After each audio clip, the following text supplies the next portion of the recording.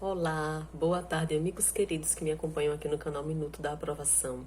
Vim falar com vocês hoje sobre o nosso Desvendando o Edital da Polícia Civil de Goiás. Estamos a poucas horas da prova. Se você ainda tem um tempinho, ainda tem disposição, ânimo para fazer a sua revisão, eu te aconselho a ficar aqui comigo, aproveitar esses 20 minutinhos. Nós faremos o último episódio do Desvendando o Edital da PC de Goiás. Falaremos aqui apenas sobre penal e processo penal.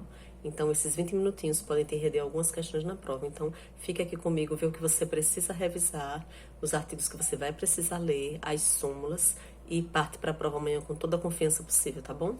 Vamos lá. Iniciando por processo penal. Em relação à legislação especial, legislação que é extravagante, é muito importante que vocês leiam, estudem a Lei 9296, que é a Lei da Interceptação Telefônica.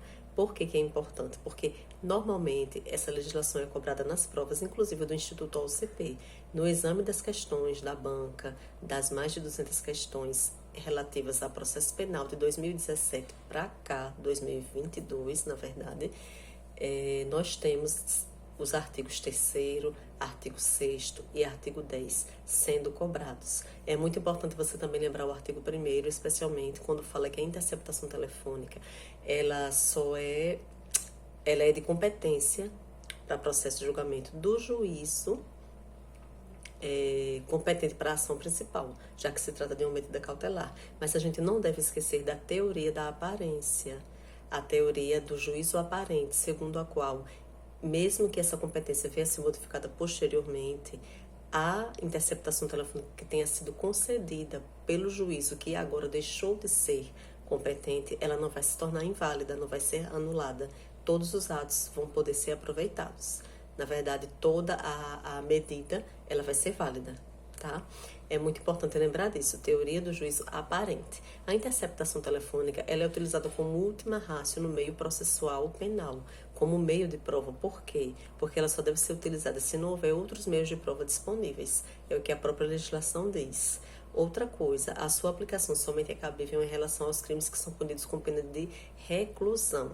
Se a pena for de detenção ou prisão simples, não vai ser cabível a utilização dessa medida, certo? O MP e a autoridade policial, eles podem requerer solicitar a interceptação telefônica, mas ela também pode ser concedida de ofício, tá? Muito importante, então, olhem esses artigos 3º, 6º, 10, 1º e lembrem desses detalhes que eu mencionei aqui. Em relação à legislação especial, nós temos também a lei... Estou tentando me lembrar. A Lei 7716, que trata sobre os crimes de preconceito de raça e de cor. Essa lei, todos os crimes serão julgados, processados e julgados por ação penal pública incondicionada à representação. A ação penal pública incondicionada de legitimidade do Ministério Público. Porém, nos crimes de injúria racial, que estão previstos no Código Penal, a ação penal pública será condicionada à representação. Embora a injúria racial seja uma espécie de racismo, ela tem um rito processual diferente, tá? É importante vocês lembrarem disso. Outra coisa que eu queria lembrar para vocês, de observarem no CPP, o artigo 10, que trata do prazo de duração do inquérito policial. Artigos 51 da Lei Maria da Penha, não, da Lei de Drogas, desculpa. Artigo 20 do Código de Processo Penal Militar. Artigo 66 da Lei 5.010, que é do Inquérito Policial Federal. E artigo 10, parágrafo 1º da Lei de Crimes contra a Economia Popular, Lei 1521 de 1951. Há diferentes prazos de prisão decorrente de inquérito. Qual seria o prazo para que qual seria o prazo para a finalização do inquérito? Na verdade, esse é o tema. Finalização do inquérito após, no caso do indiciado solto ou preso. Então, é importante que vocês olhem esses artigos que eu mencionei aqui. Em relação ao CPP, temos ainda os artigos 5º, 6º, 7º, a súmula vinculante 14 do STF, artigos 13A, 13B e 14A do CPP. Outro artigo importantíssimo é o artigo 28A, que trata sobre o acordo de não persecução penal, que só é cabível nas hipóteses trazidas ali nesse artigo. O acordo de não persecução penal é um meio despenalizador, uma medida despenalizadora cuja decisão, se ela não for homologada pelo juiz, Se não houver, se ele se recusar a homologar o ANPP, essa decisão ela vai ser passível de recurso em sentido estrito, é o que consta no artigo 581 do CPP, não é apelação. Decisão que não homologou o acordo ANPP, acordo de não persecução penal, é passível de recurso e recurso em sentido estrito, o famoso RESE. Olhem também sobre competência o artigo 70 do CPP, e especialmente o parágrafo 4º, que trata do crime de estelionato, uma alteração recente, salvo engano de 2021, então vocês têm que prestar atenção, porque também foi cobrada. Todos esses artigos aqui já foram cobrados pela banca, tá, gente? É a segunda parte da revisão do processo penal que eu tô passando aqui, porque eu já passei uma primeira revisão num vídeo anterior, e eu vou deixar a descrição aqui para vocês, tá? Na descrição eu vou deixar o link do vídeo. Outra coisa, sobre provas... eu vou deixar aqui para vocês artigos 158, 191, 200, 204, 249, 304, 308, 310 ao 313 e 316. Deem uma olhadinha nesses artigos. Súmulas do STF, eu vou mencionar duas importantes, a 522 e a 702. E do STJ tem várias outras, 38, 104, 147, 546, 209 e 208 do STJ. Agora a gente vai voltar para a segunda parte da nossa revisão do Desvendando o Edital de Direito Penal sobre o Estatuto do Desarmamento. Eu já mencionei alguns artigos antes para vocês estudarem, artigo 6º e 10, salvo engano, e vocês precisam complementar com o artigo 14 da lei, que trata sobre o tipo penal do porte de arma de fogo de uso, porte ilegal de arma de fogo de uso permitido. Lembrem-se também de estudar o artigo 1º, o artigo 2º e o artigo 4º, em especial o parágrafo 1º dessa lei do Estatuto do Desarmamento. E lembrem-se que são crimes, os crimes previstos nessa lei do Estatuto do Desarmamento, são crimes de perigo abstrato ou de mera conduta. E isso quer dizer que se não se exige que no momento em que a pessoa pega em flagrante com uma arma desmuniciada ou com uma arma não montada, a pessoa não vai deixar de responder ao crime por causa disso, porque é um crime de perigo abstrato. Então, essa é a jurisprudência, gente, do STJ. Então, lembrem-se disso. Lembrem também, se a pessoa foi encontrada com uma munição desacompanhada de arma de fogo, pode ser aplicado aqui o princípio da insignificância, que é um princípio que exclui a tipicidade material. Se estiverem presentes aqueles 4 requisitos lá que o STF determina em relação à aplicação do princípio da insignificância, que são mínima ofensividade da conduta do agente, ausência de periculosidade social da ação, reduzido grau de reprovabilidade do comportamento e inexpressividade da lesão jurídica causada, então vai ser cabível a aplicação do princípio da insignificância. Além disso, para que esse princípio da insignificância incida no caso concreto do Estatuto do Desarmamento em relação a uma pessoa ser encontrada com a munição, porém sem a arma, isso vai depender do contexto em que aquele flagrante, digamos assim, está acontecendo. Porque se tiver havido uma ameaça, se a pessoa está ali com aquela munição num ambiente em que está ocorrendo um tráfico de drogas, então aquilo pode afastar a aplicação do princípio da insignificância. O caso concreto vai dizer muito a respeito disso, tá? Já caíram questões da banca assim, inclusive com um caso concreto para você examinar. Lei 8.072, a nossa querida lei dos crimes hediondos. Gente, vamos lembrar aqui que a lei dos crimes hediondos, ela fala que não cabe graça, anistia e nem indulto em relação aos crimes hediondos. Isso é perfeitamente constitucional, certo?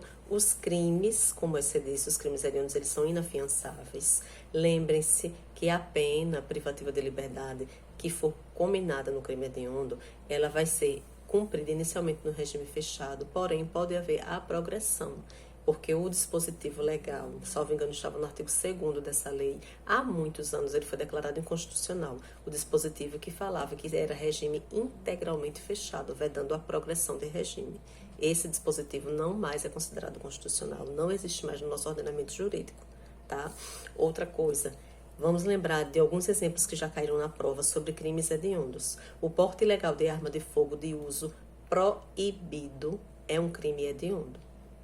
foi incluído, salvo engano, pelo pacote anticrime.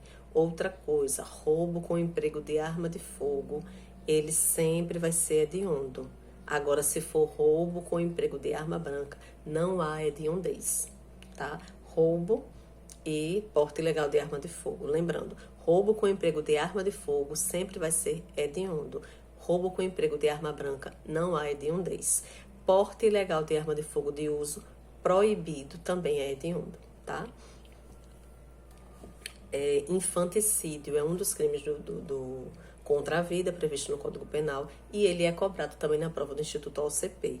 Decorre do estado puerperal da autora, da mulher, então é um homicídio privilegiado por essa circunstância, pelo estado puerperal que leva a mulher a praticar o crime contra o próprio filho, né, contra o infante. Outra coisa sobre a lei de organização criminosa, mais uma legislação extravagante no seu edital.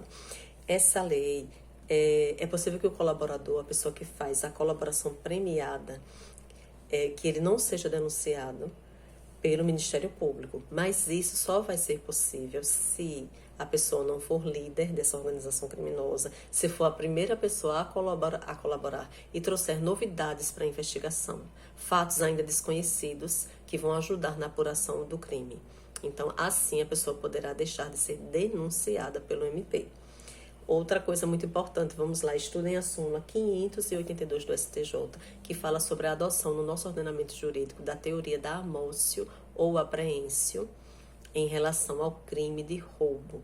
Então, a súmula 582 do STJ é muito importante. Basta a mera inversão da posse do bem para que o crime de roubo seja considerado consumado. Não é necessário que ele esteja fora da esfera de vigilância da vítima. Não é necessário, ele não vai deixar de existir o crime de roubo se o bem for devolvido posteriormente. Então, basta que haja a inversão da posse. A inversão da posse do bem para que seja configurado o crime de roubo. Outra coisa, estudem os crimes de extorsão, crimes contra o patrimônio, né? Extorsão e extorsão mediante sequestro. A extorsão, o artigo 158, parágrafo 1º, foi cobrado recentemente em prova do Instituto OCP. E também sobre a extorsão mediante sequestro, sobre a qualificadora. Ela é qualificada, uma das qualificadoras, né? Ela é qualificada, a extorsão mediante sequestro, se esse sequestro durar mais do que 48 horas. 24 horas. Se o sequestro durar mais do que 24 horas, então vai sim ser uma extorsão mediante sequestro qualificada. 48 horas foi a pegadinha da banca, então eu confundi aqui e falei para vocês trocarem. Crimes culposos também, é uma coisa básica, mas assim, a gente não para refletir quais são os crimes culposos que existem no Código Penal.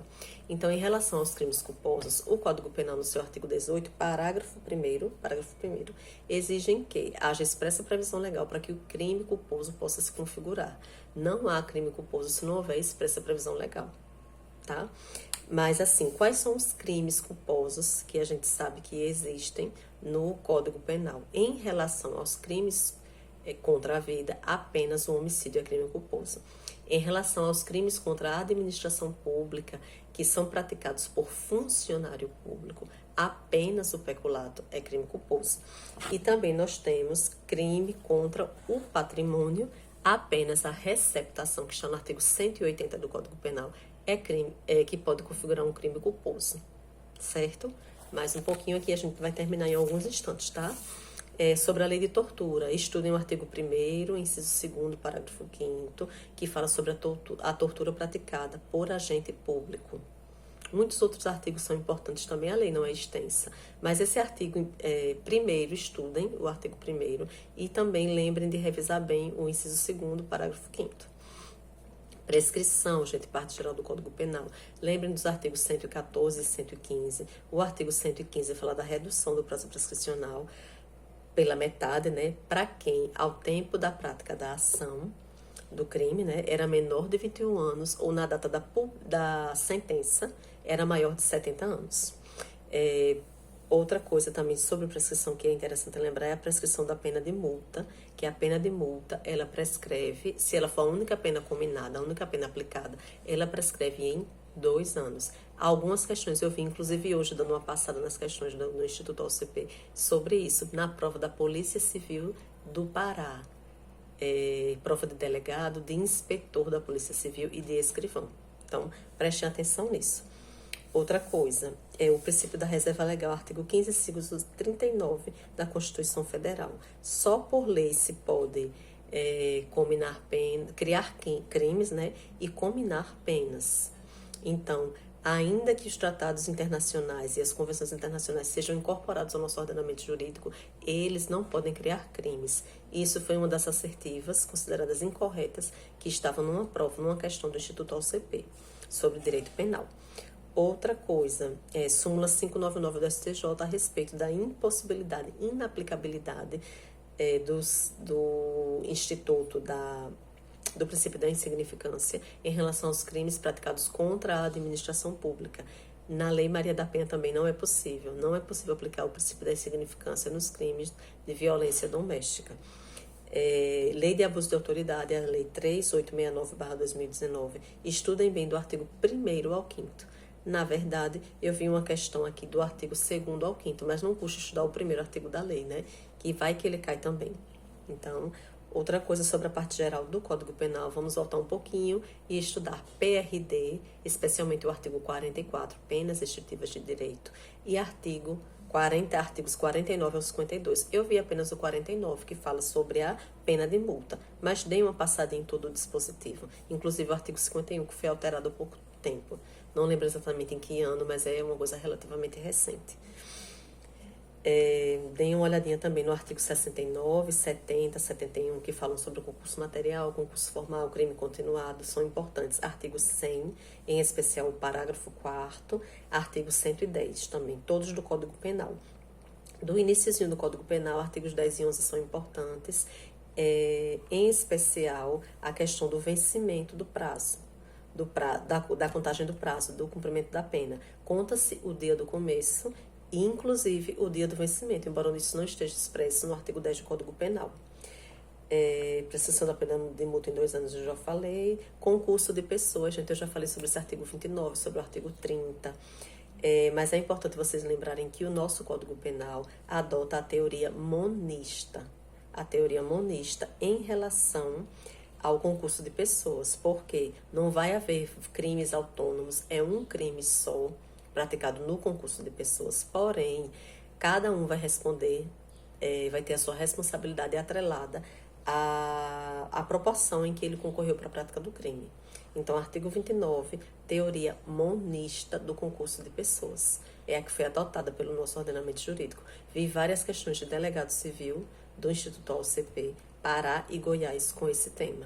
Então, eu não lembro se escrivão, agente, investigador houve, mas não esqueçam disso, tá bom? Essas são as dicas que eu tinha para vocês. Espero que vocês consigam revisar rapidamente os artigos que eu mencionei aqui. Sucesso para vocês, muita calma, confiança em tudo que vocês fizeram. Tenho certeza que vocês deram o melhor para essa prova. Se não for dessa vez, eu creio que não terá sido sua culpa. Cada um tem o seu tempo, tem o seu processo. O concurso público está cada dia mais difícil devido, inclusive, à concorrência.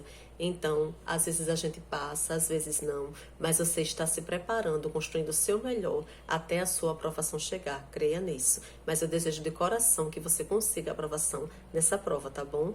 Então, um bom final de tarde para vocês, uma boa noite e que seja tudo muito bom amanhã com a bênção de Deus. Até mais!